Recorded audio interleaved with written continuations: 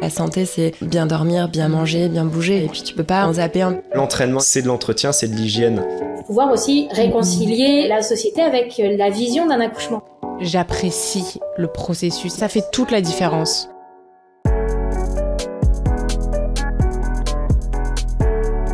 Hello tout le monde et bienvenue dans ce nouvel épisode de Simply Well. Récemment, nous avions le plaisir de discuter avec Perrine Renouf et Maxime de Gélas sur le thème du processus de rupture et de la thérapie de couple. Cette conversation m'a inspirée à creuser davantage le sujet. C'est pour cette raison que j'accueille chaleureusement sur le podcast un couple que j'aime beaucoup, Clélie et Louis. Ils ont décidé de se joindre à nous pour partager, en toute sincérité, leur parcours amoureux et leur expérience de la thérapie de couple au cours des dernières années. Leur histoire vise non seulement à exprimer, mais aussi à normaliser les défis auxquels font face de nombreux couples. Pour apporter une dimension encore plus riche à cette discussion, il est intéressant de noter que Clélie est elle-même psychologue. Elle nous offrira donc une perspective unique sur la thérapie de couple, à la fois en tant que professionnelle et en tant que participante.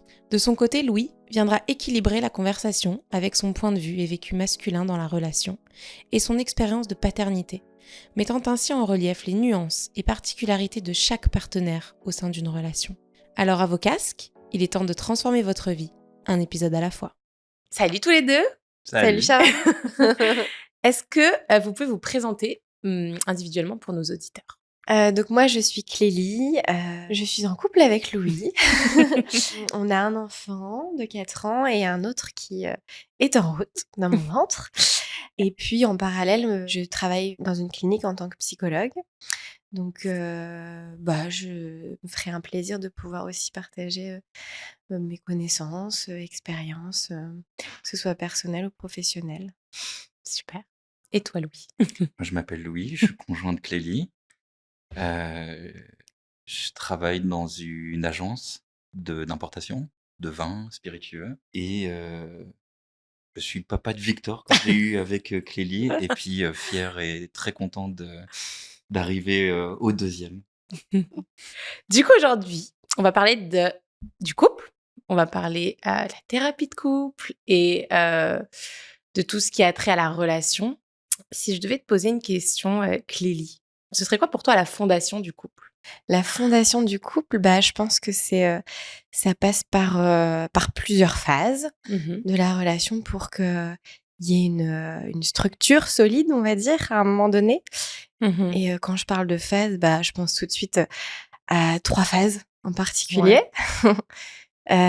La phase de l'état amoureux ou qu'on pourrait aussi appeler la phase romantique. La phase ensuite plus de lutte de pouvoir. Ouais. Et puis une dernière phase qui est plus la relation consciente, je pense. Ouais. On apprend à se connaître aussi les blessures individuelles, personnelles de chacun par rapport à nos propres histoires. Ce qui nous amène à être plus conscients de l'un et de l'autre, des blessures de l'un, des blessures de l'autre, et de pouvoir être plus empathique, plus de complicité et du coup dans un amour plus peut-être raisonné. Ouais. Tu dirais que dans les 2 phases d'avant, on est beaucoup dans l'inconscient. Ouais. Je pense que dans l'état amoureux, c'est de toute façon nécessaire. Et donc on est dans une phase un peu illusoire. Ok. Où on pense que avec l'autre, on est complet. La lutte de pouvoir, c'est juste un peu... On sort de cette illusion-là. C'est un peu la désillusion. On prend conscience, finalement, que l'autre, il est pas... Je veux dire, non, on n'est pas complet avec l'autre. Ouais. Et c'est là où, du coup, les failles, les comportements de chacun des partenaires va peut-être être plus difficile à accepter, en fait. On se rend compte un peu de la différence de l'autre. Pour en être conscient, ce qui va être important, c'est déjà, dans un premier temps, de savoir, nous, en fait, nos propres blessures, les connaître, les comportements qu'on a aussi liés à ça, puis du coup, le style d'attachement aussi qu'on a adopté par rapport à tout ce qu'on a vécu. Et à partir de ce moment-là, tu peux informer ton patient, ton partenaire, que moi mes zones sensibles c'est à tel endroit. Puis du coup, à partir de ça, de pouvoir être plus conscient Ouais. des zones sensibles de l'autre et donc d'être plus attentif. Ouais. Les phases peuvent durer plus ou moins longtemps. Ça dépend aussi de chacun. Ça dépend de la volonté de vouloir travailler sur le couple ou pas, parce que c'est complexe et c'est à travailler, quoi. Ouais, puis justement, quel est l'impact du choix du partenaire? Louis, j'ai plein de questions après pour toi. Je commence à... J'ai oublié de te dire, j'ai quelques questions pour Clélie. Son sentiment d'inutilité commence à... Ouais, j'ai l'impression d'être comme au premier accouchement, tu sais, genre... Donc, je ressens de mes pensées. Justement, donc on parle des phases. Mais par exemple, est-ce que le choix du partenaire va impacter le succès, entre guillemets, pas vraiment le succès, mais genre... la croissance. La croissance de la relation, mais aussi de soi personnellement. À quel point le choix du partenaire, en fait, impacte? Ouais. Déjà, je pense que quand tu choisis ton partenaire, c'est beaucoup lié aussi à ton histoire d'enfant. Ce qui se passe, c'est qu'adulte, on va se servir de ça inconsciemment. À partir du moment où tu te diriges, tu es attiré vers une personne, souvent c'est une personne qui va vivre ou qui a vécu peut-être des blessures un peu similaires. Ou inconsciemment, on va aller chercher quelqu'un qui va nous réveiller. Des blessures, des zones sensibles justement pour pouvoir les guérir au travers de cette relation. Ouais, le principe humain est un peu...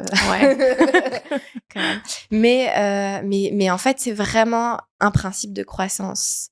Je pense pas que... Ah bah tiens, j'ai envie de me diriger vers cette personne parce que... elle va me réveiller telle et telle zone sensible. Et j'ai envie de souffrir.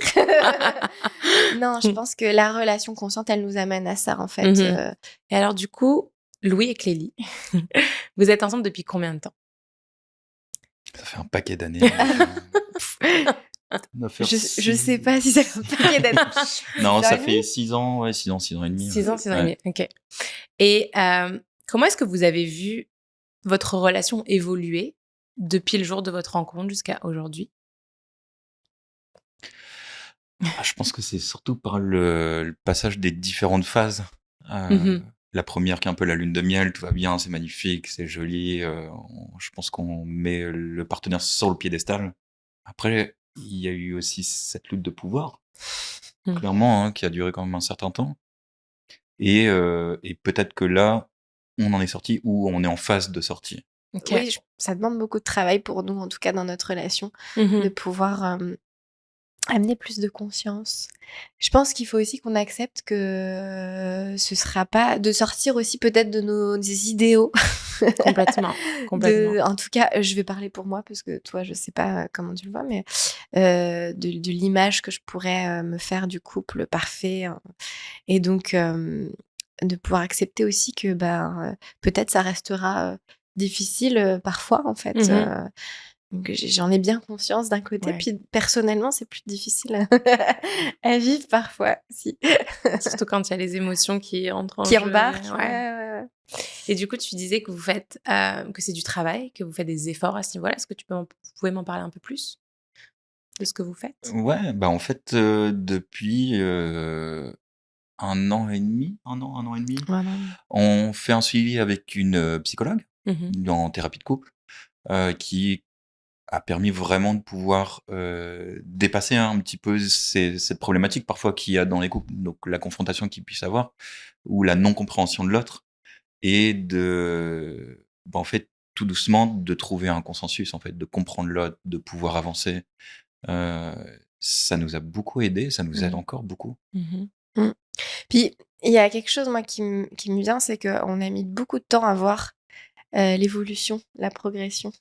Ouais. Ça peut vite être décourageant quand parce que c'est des petits pas, ça reste un processus, et c'est vrai qu'on a l'impression parfois que ça avance pas, puis en fait, au bout d'un moment, on se rend mais heureusement qu'on a continué, parce que là, on voit vraiment, en fait, l'évolution de la relation, et comment, encore une fois, j'aurais utilisé ce terme, mais comment on est beaucoup plus conscient Mhm. des zones sensibles de l'autre partenaire, ce qui veut pas dire que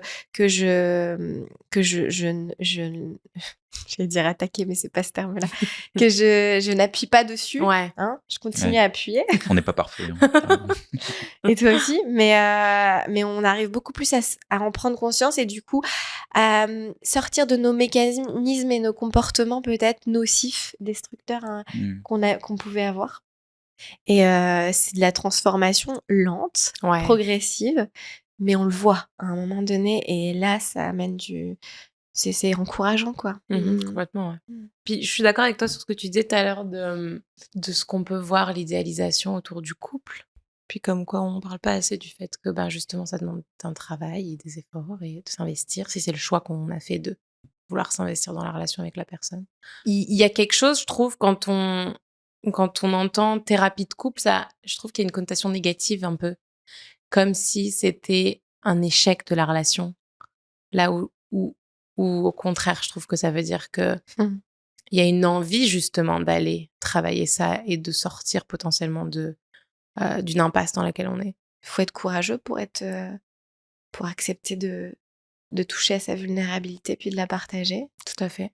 En tout cas, je sais pas si c'est parce que moi je fais ce métier-là, mais ce qui est clair, c'est que je me vois pas sans aide, sans accompagnement, parfois, parce que c'est pas non plus permanent, mais c'est comme ça que je vois que j'avance, en tout cas que je grandis, que je me déploie. Autant personnellement que relationnellement. Quand je dis relationnellement, c'est autant en couple qu'ailleurs. Hein. C'est sûr. vraiment... Mais c'est vrai, je rebondis un petit peu sur le côté, ça peut paraître un petit peu négatif, les thérapies de couple, comme c'est potentiellement le début d'un échec où on veut sauver un petit peu le bateau qui est en train de couler. Et ce qui est drôle, c'est que une amitié, par exemple, ça se travaille. On va voir ses amis, on passe du temps avec, on leur dit des choses, et c'est quelque chose qu'on fait peut-être pas forcément en couple parce qu'il y a peut-être parfois des trucs où il y a une moins bonne compréhension, où la relation, c'est une relation amoureuse. Et donc, je pense que c'est toujours bien, c'est un peu comme un muscle, il faut le faire travailler aussi, Ouais. la relation, faut la faire travailler. Et là, ça fait changer un peu la perception au niveau de ce qu'est une thérapie de couple. On n'est pas là forcément pour sauver le bateau qui est en train de couler, mais on est là aussi pour que ça fonctionne mieux, que ça soit plus efficient, que ça marche, qu'on comprenne. Et en tout cas, moi, la perception que j'ai depuis qu'on a commencé, c'est ça. C'est vraiment travailler la relation pour qu'elle soit meilleure, pour qu'il y ait une meilleure entente, comme on peut le faire aussi avec des amis. Et là, sauf qu'on habite sous le même toit, on vit ensemble, et on a un enfant ensemble, on a un autre enfant ensemble. Donc, je pense que c'est important de travailler ça. D'autant plus, ouais. Mais ouais, je suis d'accord. Surtout, je pense que je rebondis sur le bateau qui coule, mais en fait, thérapie de couple, je pense qu'il y a une connotation de problème. Problème égale négatif, ça va pas, ça marche pas. Exact. Et je pense que c'est ça qui fait que, un peu comme la thérapie avant, vous voyez, comme pourquoi tu vas voir un thérapeute, t'as pas de problème, il y a pas de raison, qu'est-ce qui ne va pas, genre, en fait. Alors que des problèmes, on en a tous dans les couples ou dans la vie. Est-ce que vous serez ouvert à nous parler un petit peu des défis que vous avez vécus en tant que couple? Quels ont été les moments difficiles, les difficultés que vous avez rencontrés? Pour tous les défis, genre. Il y en a eu plusieurs de défis. Je pense que déjà le défi de l'immigration, de venir ici. Il y a eu un peu aussi un décalage entre Clélie et moi, c'est que elle était vraiment préparée à venir ici. Moi, j'ai suivi dans son sillage son projet. Et donc, ça a été difficile de venir, de s'installer ici. Ça a été quand même un gros défi. Puis on s'est rencontrés 3 mois avant que je parte, en fait. Donc, on aime bien prendre notre temps. donc déjà, c'était une relation qui n'avait pas forcément une base très stable, je sais pas comment le dire, mais on était dans cette phase chimique. et puis donc c'est super, c'est un magnifique projet. Et en même temps, individuellement, il fallait qu'on trouve un équilibre, une solidité en immigrant comme ça, s'expatriant dans un nouveau pays, nouvelle culture, nouveau job, enfin il y avait plein de choses. Puis une relation aussi à construire en fait. Et puis après, il y a eu d'autres choses, d'autres défis qui se sont rajoutés. Ouais, c'est ça, ça s'est enchaîné rapidement, puisque après, on a eu Victor. Il s'appelle Victor, le défi. Là, au bout d'1 an et demi, donc on était au Québec depuis à peu près 1 an et demi, on a attendu un premier enfant. Et puis on s'est retrouvés face à des grosses difficultés administratives pour pouvoir rester, que je puisse accoucher ici. Donc on a fait un bout de suivi de grossesse ici, puis en fait on a fini par rentrer, je sais pas, 7 mois et demi, 8 mois de grossesse en France pour pouvoir accoucher tout ça, parce qu'on n'avait pas les assurances qu'il fallait. Et donc on est resté une petite année en France, mais c'était pas notre projet à la base. Donc c'était pas très stable en fin de compte. C'était un peu beaucoup le rush. Il fallait retrouver une stabilité en France. En plus, l'arrivée d'un nouvel enfant. Ce qui était intéressant, c'est qu'on avait quand même nos proches avec nous. Pour un premier enfant, c'était, je pense, ça nous a fait beaucoup de bien. Mais donc la relation de couple, elle est venue encore. La dynamique, elle a encore changé en fait. On était 3. C'est ça, quand on voit les étapes, c'est on s'est rencontrés 3 mois avant, après on a émigré ensemble ici, puis on est resté un peu plus d'1 an là, Clélie tombe enceinte. Qu'est-ce qu'on fait? Donc rien de stable jusqu'à l'heure, puisqu'on venait juste d'arriver ici au Québec. On n'a rien qui est stable, donc faut retourner en France pour continuer le suivi de grossesse. Donc en fait, tout ça, c'était tout le temps en mouvement perpétuel. Ouais, c'est ça, En fait, c'était difficile de construire quelque chose dans la relation. D'ailleurs, j'ai une anecdote où ma psy, là, ça fait du coup peut-être 2 ans, qui me dit: on peut enfin travailler parce que tu es disponible psychiquement, là, c'est possible. Parce qu'en fait, on était perpétuellement en mouvement, dans plein de choses. Donc, c'était difficile pour moi d'avoir de l'espace, en fait, psychique pour travailler, justement, tout ce que la relation, elle venait mettre en jeu et réveiller chez moi. Et quand est-ce qu'en fait, on s'est senti, parce qu'il y a eu d'autres défis, mais quand est-ce qu'on s'est senti vraiment beaucoup plus stabilisé? Il y a quelques jours, je pense. Hier. Non, mais ça fait pas énormément de temps, puisque comme il y a eu beaucoup de mouvements. Il y a eu du changement de professionnel aussi. Ouais, il y a eu du changement professionnel et c'est pas facile de chiffrer, mais un peu plus d'1 an peut-être. Ouais, c'est ça, j'allais dire à peu près 2 ans, on commence à trouver 1 an à 2 ans. avec à 3. Et puis là, comme on aime bien le mouvement et comme on aime bien les défis, on s'en rajoute un bébé qui arrive. Donc, bon, on n'est plus à ça près. En fait, on a l'habitude en fait maintenant. On un peu sait plus, surfer un peu sur moins. la vague. on va pas trop s'avancer parce qu'apparemment il y a vraiment un gap entre 1 et 2. Paraît-il. Paraît-il. Ouais. Mais du coup, à travers tout ça, parce que quand même sur 6 ans et quelques, c'est quand même beaucoup de challenges, de défis. Comment ça a impacté votre relation? Là, c'est plus compliqué parce que je pense qu'on a 2 perceptions qui sont différentes dessus. Moi, j'ai trouvé que c'était quand même assez complexe. C'était beaucoup pas le temps de se remettre d'une chose, il y a déjà une autre chose qui arrive et difficile de rattraper un peu, en fait, tout ça. Ça a été quand même coup sur coup, il y a eu quand même beaucoup de choses qui se sont enchaînées. Je pense que pendant pas mal d'années, on n'a pas privilégié notre relation en tant que telle. Je pense qu'on n'a pas eu vraiment le temps de pouvoir vraiment la travailler. Je peux pas dire si c'est un impact négatif ou positif, mais je pense que c'est ça. On n'a peut-être pas pris soin de profiter des petites choses du début et puis du début de relation parce que c'est allé vite.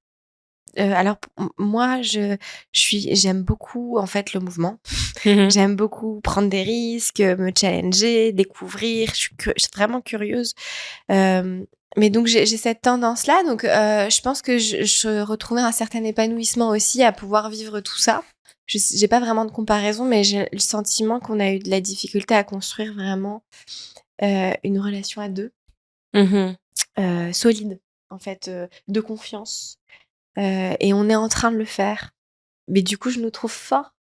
Je nous trouve courageux de pas avoir d'avoir persévéré, de pas s'être arrêté parce qu'il y a eu plein de moments où c'était hyper douloureux et qu'on avait envie de lâcher l'affaire, quoi. Et en fait, je pense que effectivement avoir des enfants, ça aide à tenir. Ouais. On a construit quand même une famille. Donc j'ai envie de dire que il y a eu des moments destructeurs. Euh, et qui nous ont permis, en tout cas j'ai l'impression qu'on les a utilisés pour grandir dans la relation et aussi personnellement et que ça nous rend plus forts aujourd'hui ensemble. Bah, c'est vrai que si on prend l'analogie un petit peu de la construction, alors je suis pas dans la construction, loin de là, mais c'est vraiment qu'on est allé tellement vite qu'on a fait une moitié de fondation, on a commencé déjà à monter les Ouais. murs et l'étage, etc. Ouais. Et en fait, ça peut pas tenir dans ce sens-là. Et donc là, c'est clairement, on est en train de consolider, faire une vraie structure, une vraie base, une vraie fondation pour que ça tienne et ça tient le coup, en fait. Donc c'est vrai qu'on est passé par des moments qui étaient vraiment complexes en termes de relations. Mais l'un dans l'autre, je me dis, bah, en fait, on l'a quand même vécu un peu à la dure. Là, ça commence vraiment à s'assouplir. Et donc, on sait par quoi on est passé. On se dit, OK, on a réussi à passer ça. Ouais. Ce qui nous permet maintenant de se dire, bon, ça tient la route quand même. On en a envie, on en veut. Et ça, je pense que c'est très formateur. Mais ça peut être vraiment destructeur. Ça aurait pu exploser en plein vol. Puis je pense que le soutien qu'on a aussi, c'est pas rien en fait. De nos amis, de nos familles. Moi, j'ai toujours senti qu'ils croyaient aussi en notre couple. Ouais. Parce que quand on est dans la relation, on est un peu aveuglé, quoi. On a du mal à prendre de la distance.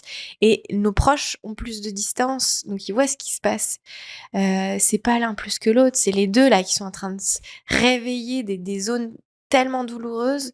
Donc c'est de l'inconscience, quoi. Donc c'est... Mais ça impacte justement, je pense que c'est vrai ce que tu dis, ça impacte beaucoup l'entourage. Oui. Parce que des fois, tu peux être dans un conflit avec ton conjoint, puis t'appelles une amie, on va dire, puis si cette amie à chaque fois te dit « mais ça suffit, mais il faut que t'arrêtes et tout », en fait, ça commence à te rentrer dans la tête. Oui. Puis je crois que j'avais vu une vidéo intéressante là-dessus sur un homme qui parlait à sa femme, il disait « si à chaque fois qu'on est en conflit, toutes les personnes que t'appelles te disent que c'est ma faute et mettent le blâme sur moi, et que moi, toutes les personnes que j'appelle font la même chose, ben genre, il faut que les personnes que t'appelles vont me soutenir moi, pour que tu te dises, ok, peut-être que pas justement rentrer dans ce cercle un petit peu vicieux avec l'entourage qui peut aussi des fois impacter la relation. Oui, moi, il y a pas eu de... Ils n'ont pas pris parti. Et par contre, je pense que, en tout cas, moi, ils me faisaient réaliser et prendre conscience que on se faisait beaucoup de mal parfois. Et que c'était dommage et que c'était triste. Parce qu'on était dans nos réalités à nous et pas dans la réalité, dans nos blessures et pas dans la réalité actuelle de ce qu'on pouvait créer ensemble. Puis quand t'es dans le coup de l'émotion, quand t'es vraiment dans l'émotion, c'est difficile. Louis, du coup, est-ce que tu peux nous dire comment toi, tu as vécu ou tu vis justement la thérapie de couple, en tout cas la médiation de couple Bah, en fait, au début, moi, j'étais pas... Déjà, quand ça commence, au début, moi, j'étais pas super... Alors, j'étais pas... je voulais pas... J'avais pas cette... J'avais un petit peu des a priori, hein, je pense un petit peu comme tout le monde. J'étais pas vraiment enclin à faire ça, mais j'étais pas dans le refus de le faire. Et en fait, quand on a commencé, comme Clélie, elle a pu dire tout à l'heure, c'est que ça prend du temps. En fait, le temps que ça s'établisse, qu'il y ait une relation déjà avec le thérapeute. Et c'est vrai que avec le temps, avec les séances et les échanges, on a une meilleure compréhension, un meilleur point de vue. C'est sûr qu'on prend un peu plus de distance avec certaines situations qui peuvent être conflictuelles, donc voir quelque chose qui est plus en macro qu'en micro, en fait. Actuellement, je mets du temps pour ma relation. Ça fonctionne. Et je trouve que c'est un très bon investissement à moyen long terme. Plus on avance là-dedans, plus on a d'outils pour pouvoir gérer les conflits, pour pouvoir gérer l'avenir, la communication. Je trouve que maintenant, c'est salvateur, en fait. Mhm. Vraiment. Ça en vaut vraiment la peine, parce que c'est très appréciable. Et encore une fois, c'est un bon investissement. Ouais, puis je rebondis juste parce que Mhm. c'est important, je pense, de le dire, mais il y a eu des moments de découragement aussi. Mhm. Hein, Mhm. où tu as l'impression que ça avançait pas, puis on n'y croyait plus. Mais en fait, ça fait partie aussi du processus. Ouais. Un peu Mhm. comme une Ouais. course de fond, en fin de compte. Ouais. Ouais. On n'est pas là pour Puis, sprinter, c'est vraiment. t'avais des a priori, mais c'est aussi toi qui as enclenché la démarche. Je- Ah ouais, c'est toi, Louis? Peut-être. Mais en tout cas, merci. Ok. Ouais. On gardera que le merci. Comme ça, au moins, on est sûr que j'ai vraiment fait cette démarche-là. Bah, est-ce que tu peux nous en dire un peu plus? C'est toi qui as décidé, qui a dit à Clélie, il serait peut-être... pouvait plus. Ouais. T'es fatigué.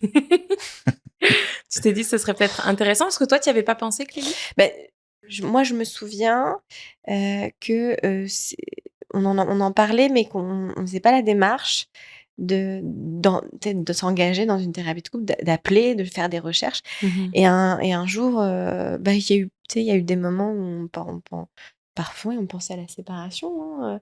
Puis à un moment donné où on était dans un blocage et tu as fait des recherches, tu m'as envoyé les personnes, des liens de sites Ouais. internet de personnes, des thérapeutes. Et puis, moi, je t'ai dit, bah vas-y, appelle celle que tu veux. Puis c'est toi qui as fait la démarche d'appeler. Ah oui. Bon, c'est Et un on bon est toujours, point à garder. Point pour Louis. On est toujours avec elle, hein, tu vois. On est toujours avec cette personne. Nice. Et oui, c'est vrai parce que dans le sens où, on a testé, moi j'ai testé l'individuel. C'est intéressant. Après, j'ai pas suivi avec ce thérapeute pour X raisons, qui est pas le sujet d'aujourd'hui. Mais c'est vrai que je me suis dit, problème de communication avec un couple, la logique veut que, pourquoi on va pas voir une personne qui s'occupe de ça, en fait. Genre, c'est son métier fondamental de faire ça. Ouais. Et je trouvais que c'était pertinent, toujours côté pratico-pratique, Ouais. logique au maximum, hein, vraiment. C'était, voilà, on va partir dans ce chemin-là, on va essayer. Il y a un problème de couple, on va avoir quelqu'un qui s'occupe des couples. Et pour moi, il ouvre son cœur quand il fait ça. Mhm. Et c'est là où je me dis, waouh, ça y est. En fait, ça m'amène à retrouver du courage parce que je sens qu'il a autant la volonté que moi, finalement, au fond, même si on a des résistances, chacun à des endroits différents. Et quand il fait cette démarche-là, pour moi, ça veut dire c'est difficile parce que je viens d'un autre endroit que toi, où moi j'ai plus d'a priori justement, mais j'y vais parce que j'ai envie qu'on y arrive ensemble.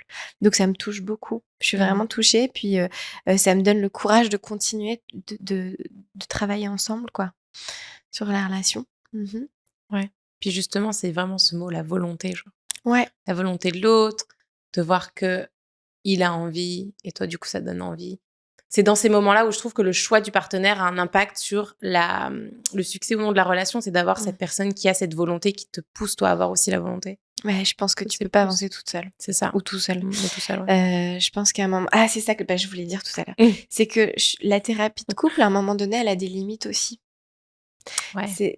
Ça, on l'a vécu. Si on ne travaille pas... C'est-à-dire que elle nous aide à beaucoup de choses, à révéler du travail personnel qu'on a à faire aussi. Parce qu'elle peut travailler sur le couple, mais elle peut pas aller travailler chez chacun des partenaires plus profondément. Et donc, le travail aussi de chacun des partenaires, c'est d'aller individuellement faire ce travail-là pour aussi, du coup, aider la relation de couple. Ouais. On ne fait pas notre thérapie de couple, on reste pas 1h15 dedans, et puis après, basta, on s'en occupe plus. Ouais. Parce que celle-là, ça serait trop simple. On peut pas se laisser que guider comme ça. Il y a quand même des devoirs à faire à la maison. Bien sûr. Parce que sinon, ça fonctionnera pas. Tout à fait. Donc, c'est là où, quand on dépasse un certain nombre, alors je suppose que c'est différent pour chaque couple qui le font. Et au bout d'un moment, on se rend compte que, faut travailler, faut le vouloir aussi. Ça prend du temps, faut pas se décourager, et faut le faire à la maison. Faut essayer de le faire. Bien sûr. Mais faut le garder en tête que on fait cette thérapie, c'est pas pour rien. On vient pas juste se détendre sur un canapé, quoi. Ouais.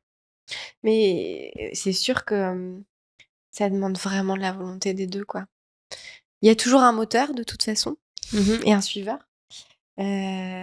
Puis ça veut pas dire qu'il y a de l'inégalité là-dedans, hein, c'est juste que voilà. Mais Mais s'il y en a un qui est pas disponible ou qui n'y croit pas, parce que aussi c'est pas le moment, donc soit attendre, soit c'est tout quoi. Peut-être que ça continue, ça marchera quand même, peut-être que ça fonctionnera plus à un moment donné, mais il y a pas qu'un partenaire qui peut mettre l'énergie là-dedans, Tout à fait. parce qu'il va juste s'épuiser en fait. Ouais, puis moi j'ai des cas autour de moi de couples qui l'un des partenaires mériterait d'aller faire une thérapie personnelle mais ne veut pas faire cette thérapie personnelle. Puis l'autre partenaire se retrouve bloqué en fait parce qu'il n'y a plus d'issue, il n'y a plus de possibilités. Dans ces moments-là, le choix du partenaire justement impacte la relation.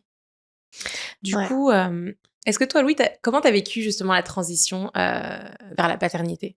En fait, j'ai eu du mal au début à concevoir que j'allais être père déjà.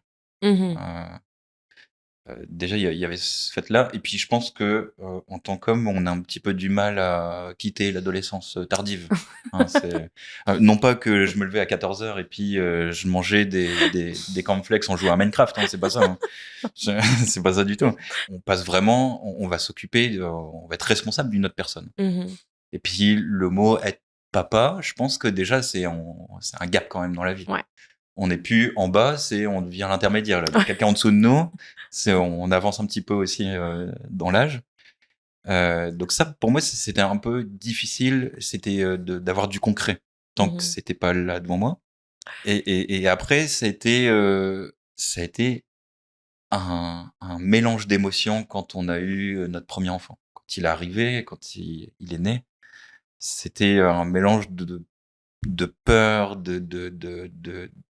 mais aussi d'être très heureux, d'avoir du mal à comprendre ce qui se passe. Mais c'était un beau moment. Et c'était un peu comme ça que j'ai vécu. C'était vraiment beaucoup d'émotions, beaucoup de questions, parfois d'incompréhension.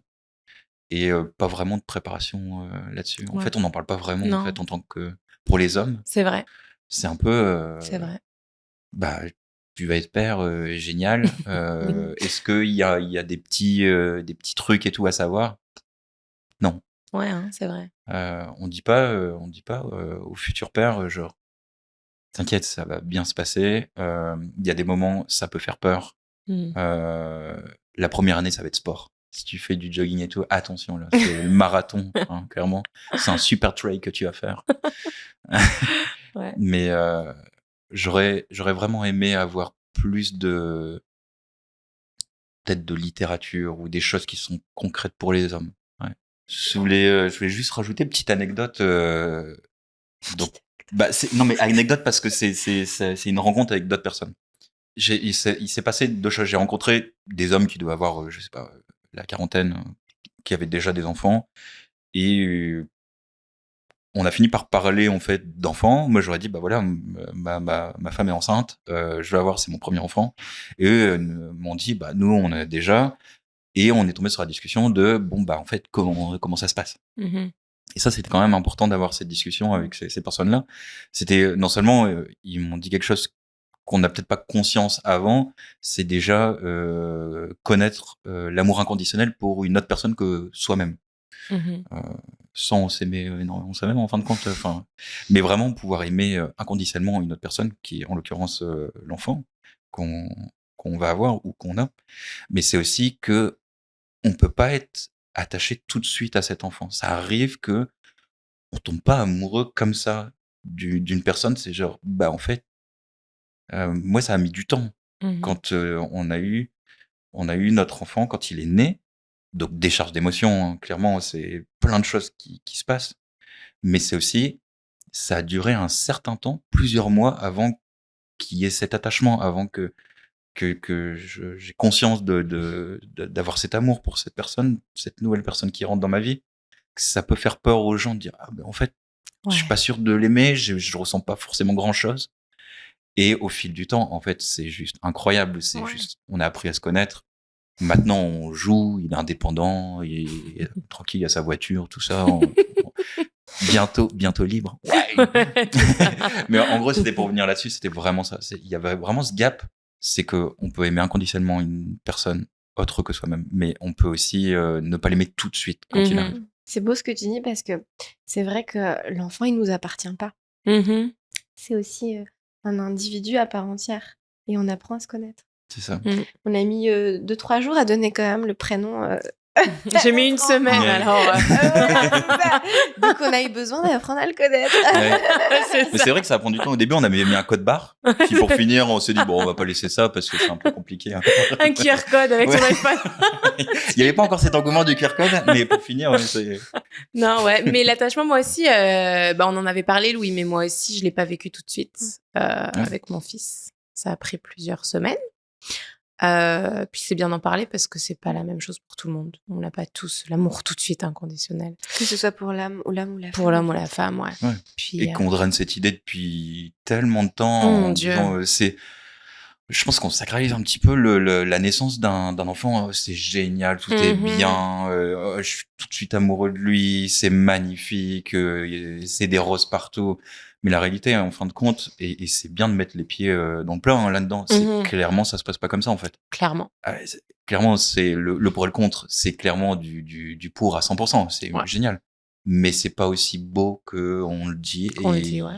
Et c'est pas facile tous les jours, clairement. C'est important de normaliser ça, effectivement. Ouais. Mais tu vois, quand je t'écoute, je me dis l'intérêt d'avoir des cercles d'hommes pour en parler, d'avoir des ateliers sur la grossesse pour les hommes, tu sais. Je sais pas, on l'appellerait peut-être différemment.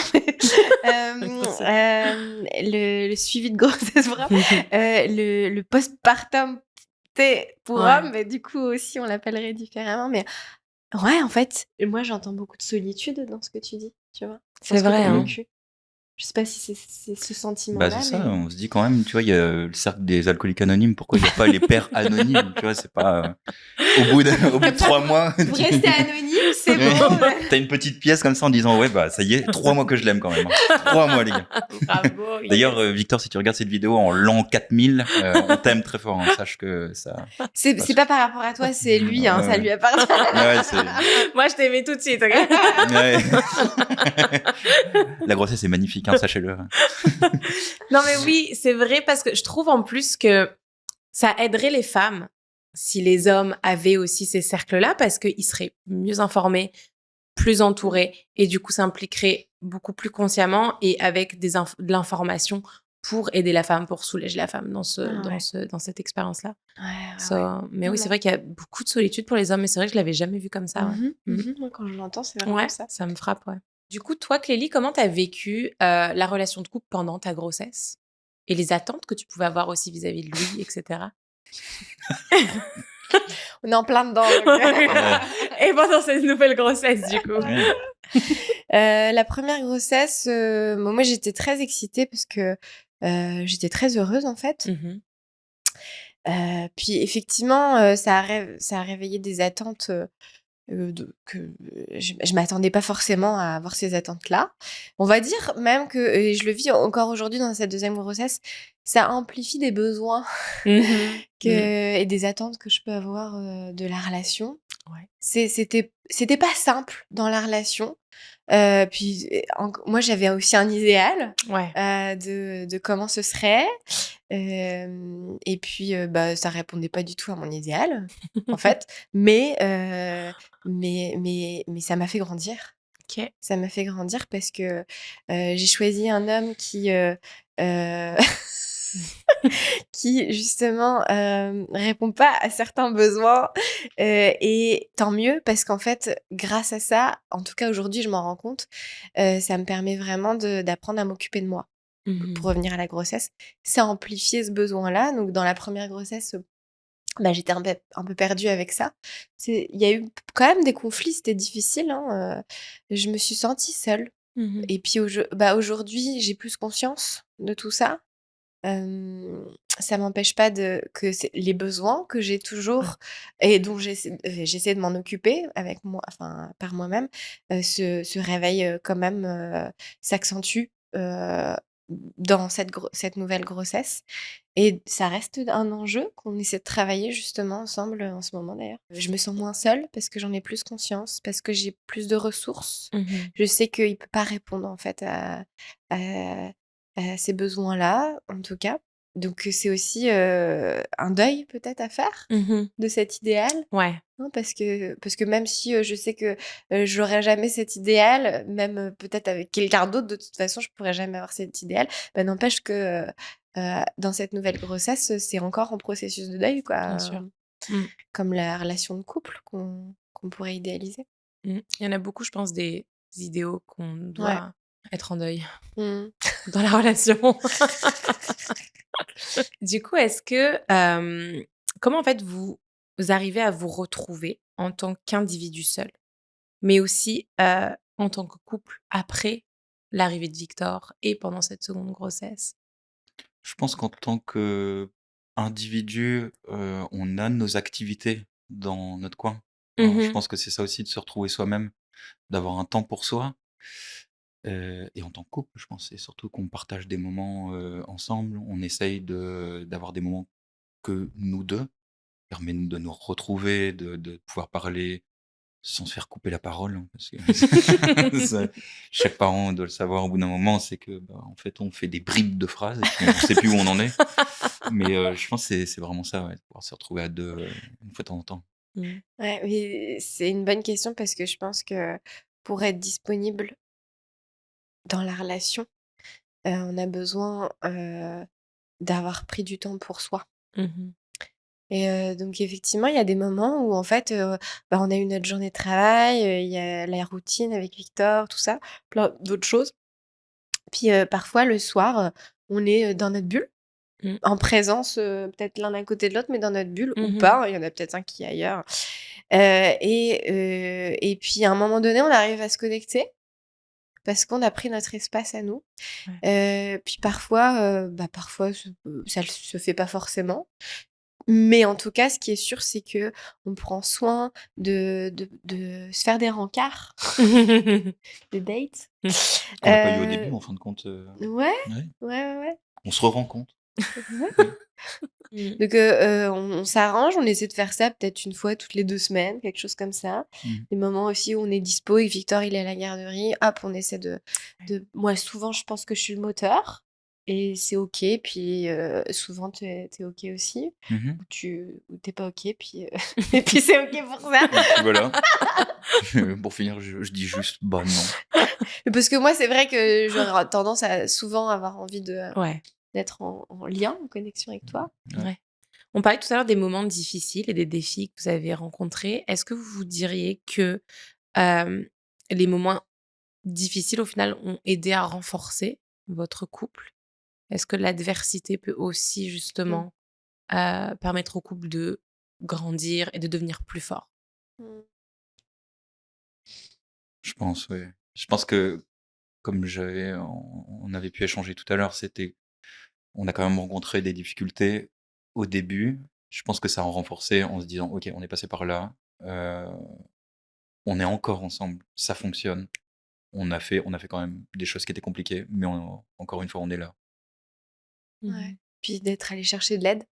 Ouais. Parce qu'on était dans des blocages et des impasses qui nous ont permis de dire: «Ah mais en fait» moi je me dis souvent: «Mais je l'ai vraiment pas choisi pour rien, hein, lui». Parce qu'il y a plein de fois où il mais c'est sans le vouloir parce qu'il est comme il est. Il appuie sur des zones chez moi qui sont dures, qui sont douloureuses, puis je Mmh. me dis: «Waouh, je dois faire quoi avec ce truc-là? Mmh. C'est de ta faute». Non, en fait non, tu l'as choisi parce que justement, tu as besoin d'aller voir ça, tu as Mmh. besoin d'aller creuser ça pour prendre soin de cette, petite part blessée chez toi et puis d'en faire quelque chose, quoi. Et c'est là où ça nous renforce, si on en a Mmh. conscience. Exact. Puis c'est ça que je voulais rebondir là-dessus, c'est que c'est parce que tu sembles avoir une, tu sais, tu es aussi psychologue, donc ça doit aider, mais cette compréhension, facilité à se dire: «OK, mais là, ça vient me chercher ça, donc c'est peut-être qu'il faut que j'aille travailler ça». Mmh.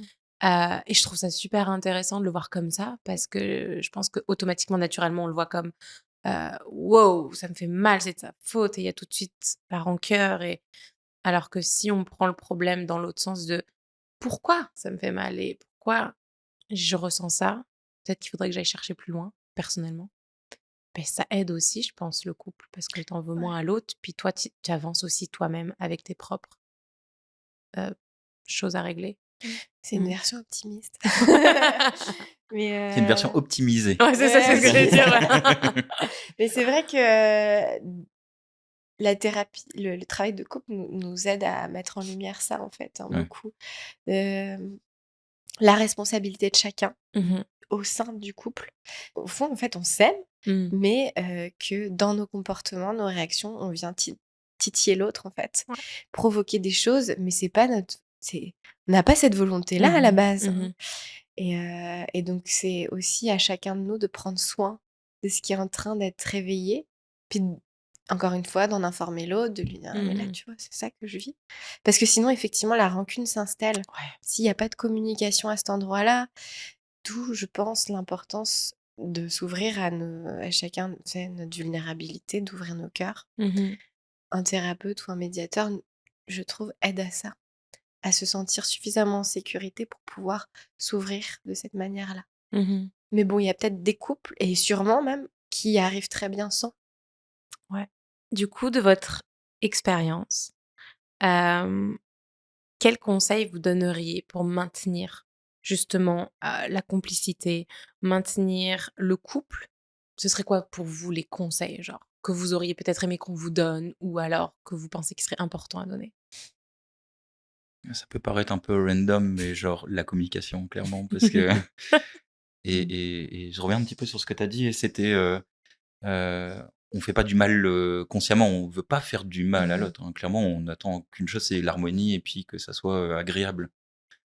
Déjà, rien de comprendre ça, quand l'autre appuie sur quelque chose qui peut être sensible, je pense que ça fait beaucoup de sens de se dire, ok, je sais qu'il fait pas ça consciemment, il fait pas exprès, Ouais. et puis de pouvoir en parler, faire genre un pseudo débrief dessus, je pense que déjà c'est énormissime dans Mhm. une relation. Je pense qu'il y a plein d'autres choses, tu peux même en rajouter, mais moi c'est ce qui prime en tout cas dessus. Moi, j'ai même du coup envie de dire, c'est pas la communication en tant que telle, c'est le contenu, la communication qui va Mhm. nous amener à ça, je pense. C'est tout? Ah bah oui, je pense que tu as dit le Voilà, on principal, est. mais Il y avait aussi le livre de. les 5 langages de l'amour. Ouais, C'est ça. ça, je trouve que ça fait beaucoup de sens. Ça lui a En beaucoup tout cas, pour parlé. moi, ça a eu beaucoup de sens. La compréhension du langage d'amour vis-à-vis de l'autre. Pour donner un exemple, c'est que il y a, mettons, des personnes qui préfèrent qu'on leur dise oralement que c'est une bonne personne, on est fier d'eux, Mhm. on est, et puis que d'un point de vue oralement, mais et mettons, si moi j'aime ça, je vais reproduire ce schéma-là envers l'autre. Je vais lui dire, je suis content, je suis fier de toi, je suis Ouais. heureux d'être avec toi. Mais peut-être que pour l'autre, ça n'a pas de sens en fin de compte, que ça soit dit comme ça. Mhm. Et peut-être que pour l'autre, en fait, c'est plutôt le tactile qui va être important. Mhm. Ça va être le toucher, ça va être les câlins, ça va être l'affection physique en fin de compte, de juste une caresse sur l'épaule ou juste dire je suis là, et que les mots ont peut-être moins d'importance. Et cette compréhension-là, je pense qu'elle est très importante au sein d'un couple Ouais. parce qu'on n'a pas les mêmes langages d'amour. Et donc, au travers de ce livre, moi, ça m'a fait comprendre que j'ai pas le même langage d'amour que j'aimerais recevoir, et aussi ce que Clélie aimerait que je lui donne. Mhm. Et donc ça, c'est vraiment, moi j'ai trouvé que c'était très pertinent là-dessus. C'est vrai. Cette vidéo n'est pas sponsorisée pour ce bouquin, je tiens à le dire, hein, je ne Mais il connais est pas. super. De toute façon, c'est un bouquin hyper connu. Ouais, mais c'est un bon outil. Ouais, c'est un bel outil. Et Ouais. puis, c'est vrai, c'est challengeant pour tous les deux, en fait, Mhm. de parler le langage d'amour de De l'autre. l'autre. Ouais. Ouais. Donc, c'est un réel apprentissage d'aller dans cette zone-là. Ça montre la volonté, encore une fois, l'effort que tu fais. Puis, ça prend du temps. Hein. C'est Mhm. pas... Ouais, après il y a des choses qui sont quand même universelles, hein. Un petit bouquet de fleurs, ça fait du bien aussi. Pas C'est clair. pas les fleurs que vous avez cueillies sur le rond-point et tout, hein. Non, faut vraiment faire un effort, hein. Allez-y vraiment.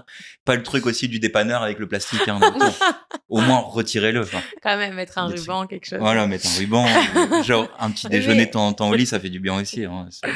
Mais alors, ma question, c'est est-ce qu'on peut avoir les 5 langages d'amour? Parce que je pense que j'ai les 5.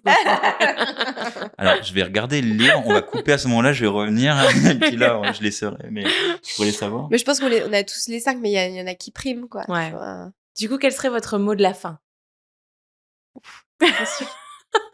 Je suis content qu'on soit ensemble. Non. Cute.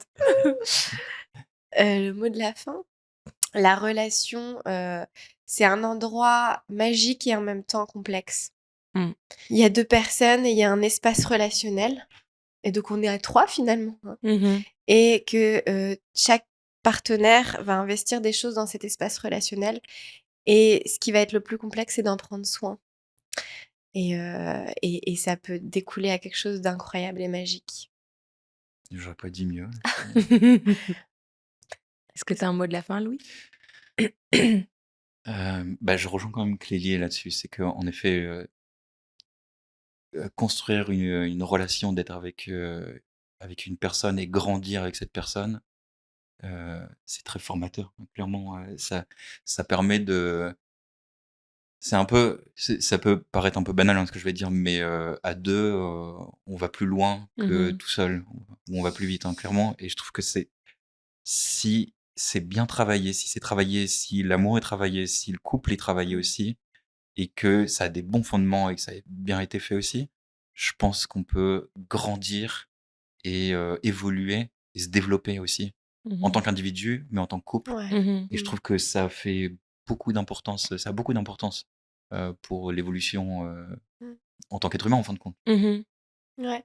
Et ça fait grandir, je suis tout à fait d'accord avec toi, individuellement, en couple et relationnellement avec les autres. Ouais. Ouais. Merci beaucoup. Merci à toi. Merci. Oh, vous êtes cute. C'était super sympa. Merci d'avoir partagé votre histoire, d'avoir été honnête et ouvert. J'apprécie beaucoup. Merci infiniment. C'était avec plaisir, ouais, vraiment. Super. Merci à vous pour votre écoute. Et si le podcast vous a plu, n'hésitez pas à vous abonner, à liker cet épisode et surtout à nous suivre sur tous les réseaux sociaux sous le nom de Bien-être Simple. On donne encore plus de conseils bien-être là-bas. Je vous dis à bientôt pour transformer votre vie, un épisode à la fois.